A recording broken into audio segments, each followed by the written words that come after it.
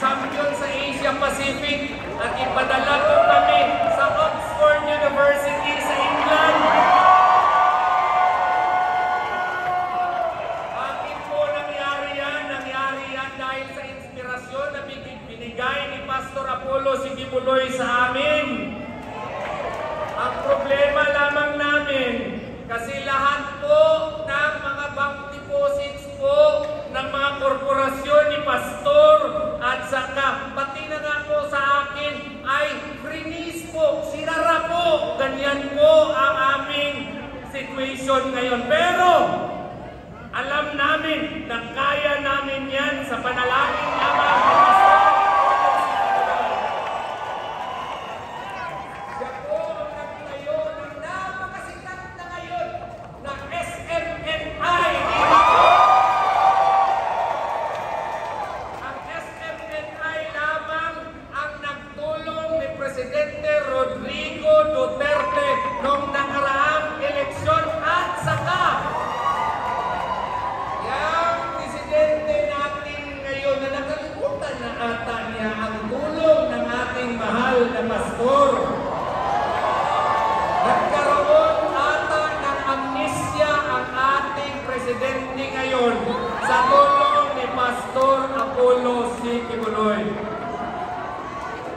Tinayo rin ni Pastor Apollo Sikibuloy ang Suara Sub.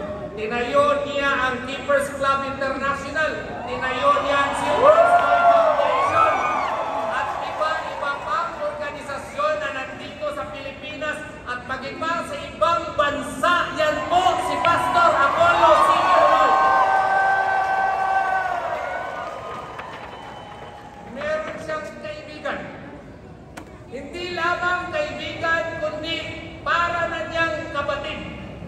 Tinulungan niya noong eleksyon at naging presidente ang ating pinakamamahal na presidente Rodrigo Duterte.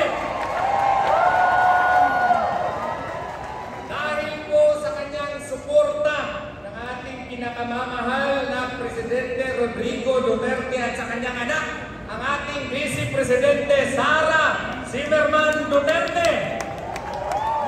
Alam na po ninyo kung anong nangyari sa KOJC at sa kay Pastor Apollo Sikibuloy.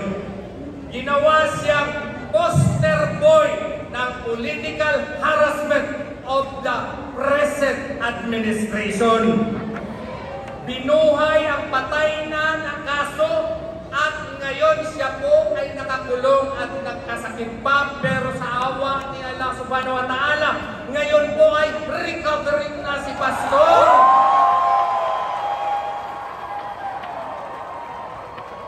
Pero may sakit pa rin siya dahil po ginawa siyang example ng administrasyon na ito para matakot ang mga kababayan natin na suwayin ang present administration. Ngayon, tanong, papayag ba kayo niyan?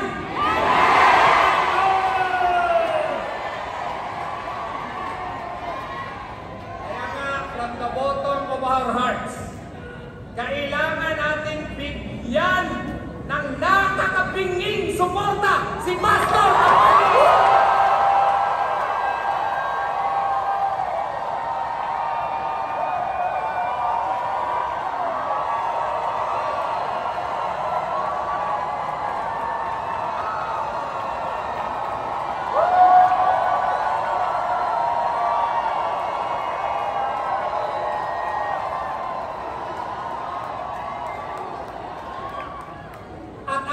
Suporta sa kanya has become more compelling in the light of the developments, political developments in our country today.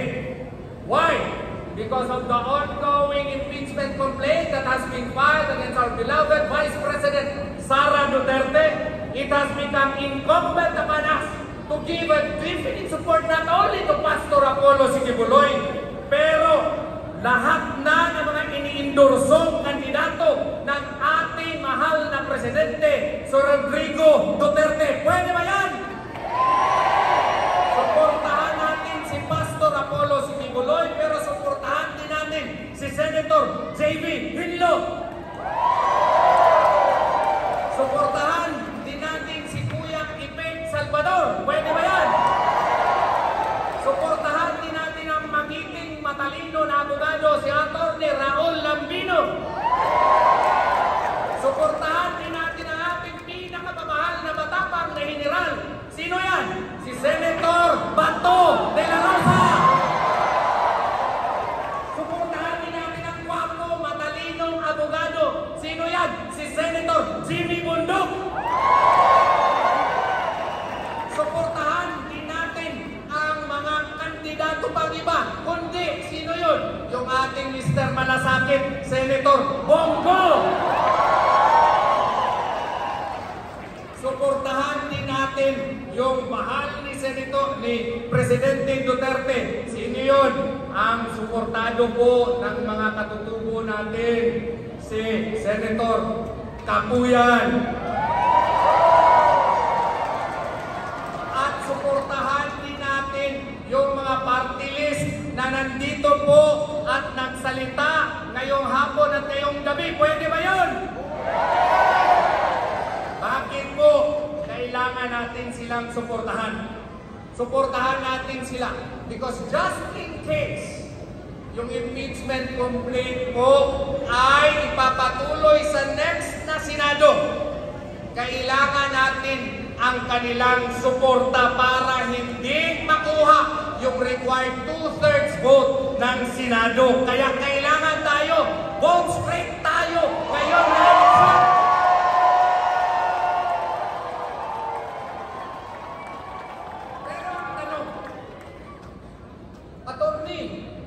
Bakit namin suportahan si Pastor? Ano ba mga panukala niya na isusuporta niya para sa ating mga taong bayan? Isasabi po ni Pastor yan, pero ito po ang mga importante. Una, magtalaga siya ng batas ang tawag Comprehensive Social Protection Bill. Meron ng batas ngayon, Republican 11310 or Social Pension and Indigent Senior Citizens Act. Pero po ang batas na ito, ang objective po nito is to rationalize ayuda system. Yung ayuda ngayon kasi, wala pang klarong batas yan. Kaya kung sinong bibigyan ng mga ayuda, yung mga lakas sa kapitan, lakas ng congressman, lakas ng mayor, di ba po? Ginagawa po ang ayuda ngayon as a political tool of the present administration, not only to influence voters, but to coerce voters to support their candidates. Di ba tama po? Kailangan po dito sa panukalang batas ni Pastor, i-rationalize ito. Kailangan ang parameters dito na nakasaad na sa batas kung sino ba talaga ang poorest of the poor. Kasi itong mga poorest of the poor ang kailangan talaga ng ayuda ng ating gobyerno. Di ba tama po? Walain dapat yung mga palakasan sa politiko para po yung mga poorest of the poor talaga ang maaayudahan. Ang gusto nga ni Pastor, pag ma-identify ito, dapat may publication requirement din. Pwede makuha ang listahan. Hindi naman ipapublish kasi nakakahiya yun. Kung gusto mo makakuha ng listahan, pwede available yun. Bakit? Kaya para meron din remedy. Yung driver ng kapitan, yung kanyang kabit na naging ayuda na, o yung kanyang mga girlfriends, pwede rin questionin doon sa korte para magkaroon ng summary hearing. At kung ma-prove na wala siyang karapatan, pwede siyang tanggalin at palitan. Di ba maganda po? Gusto rin niya na merong regular assessment ng mga beneficiaries. At saka gusto niya holistic ito. Merong healthcare at meron ding housing. Yun ang gusto ni Pastor. Gusto rin niya magkaroon ng trabaho ang ating mga walang mga trabaho. Yun ang gusto ni Pastor. Katulad po sa Kingdom of Jesus Christ, lahat po, halos lahat ay may trabaho kung full-time ministry worker ka. Diba tama po?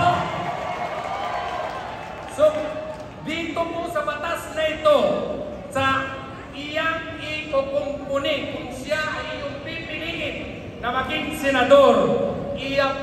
Siya po ay sisiguraduhin na nandun sa batas ang paggawa ng trabaho at bigyan ng tax incentives po ang mga korporasyon na gagawa po nito doon sa mga kabukiran at maging dito po sa syudad.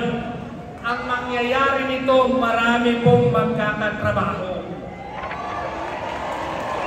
Gusto rin niya ni Pastor na mayroong microfinance support bill para yung gustong magnegosyo, meron po silang kapital para ito inegosyo. At kung may negosyo yung tao, pwede na silang makapagbibigay ng trabaho. Ano pa? Gusto rin ni Pastor na yung OFW, Overseas Filipino Workers, ay suportahan. Paano? Kung pupunta kayo sa Hong Kong, pupunta kayo sa Saudi Arabia, meron pong mga police attaché, meron pong diplomatic attaché, pero kulang ata ng medical and legal attaché.